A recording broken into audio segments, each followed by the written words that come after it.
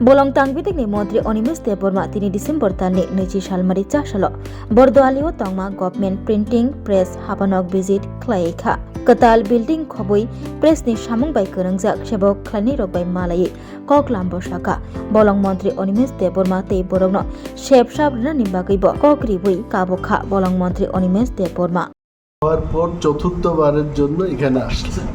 প্রথমবার নয়, প্রথমবারে যখন এলাম দেখলাম এখানে একটা জঙ্গলের একটা পরিবেশ। তখন থেকে আমি আমাদের যে সচিব ব্রিজেশ পান্ডে আছেন ওনার সাথে আলোচনা করলাম যে এটাকে একটা রিভাইভ করার দরকার।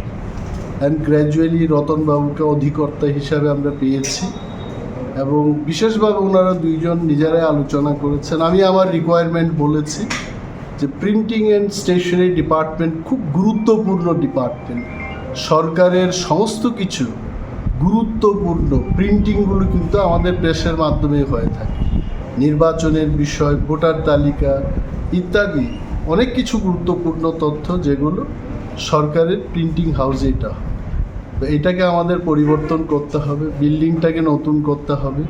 পুরনো বিল্ডিংটা আমরা এখন গুটিয়ে নিচ্ছি, নতুন বিল্ডিং চলে আসছে, নতুন নতুন মেশিনও আসছে। সেলফ হেল্প গ্রুপের যারা কাজ পাচ্ছে না তাদেরকে আরও বেশি করে কাজের ব্যবস্থা আমরা করে দেব।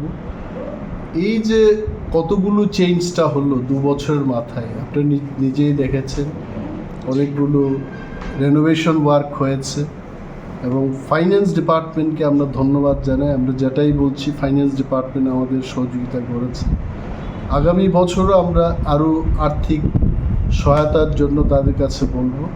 এবং ত্রিপুরার প্রিন্টিং অ্যান্ড স্টেশনারি ডিপার্টমেন্ট ভারতবর্ষে যেমন উড়িষ্যা, মহারাষ্ট্র, গুজরাট, কর্ণাটক এই কয়েকটি প্রদেশের প্রিন্টিং অ্যান্ড স্টেশনারি প্রতিষ্ঠানটা একজন খুব উজ্জ্বল এবং কাজের দিক থেকে এরা দেশের মধ্যে এগিয়ে থাকে। আমাদের প্রিন্টিং অ্যান্ড স্টেশনারি প্রতিষ্ঠানটাকে আমরা সেই লেভেলে নিতে চাই। স্যার, আপনি হয়তো এখানে যারা কাজ করে যে কর্মচারীরা আছে তাদের সাথে কথা হয়েছে, তাদের বিভিন্ন নানান হয়তো সমস্যাও রয়েছে।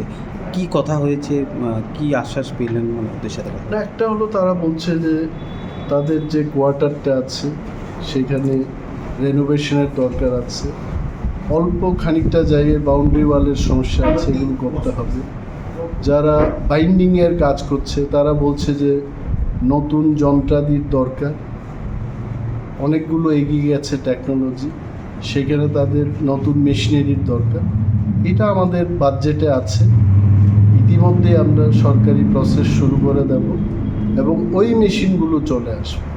ভারতবর্ষের থেকে তো আর আসছে না, এগুলো জাপান, জার্মানি, ফ্রান্স ইত্যাদি দেশের থেকে এগুলো আমদানি করা হবে। এই প্রসেসগুলো চালু হবে।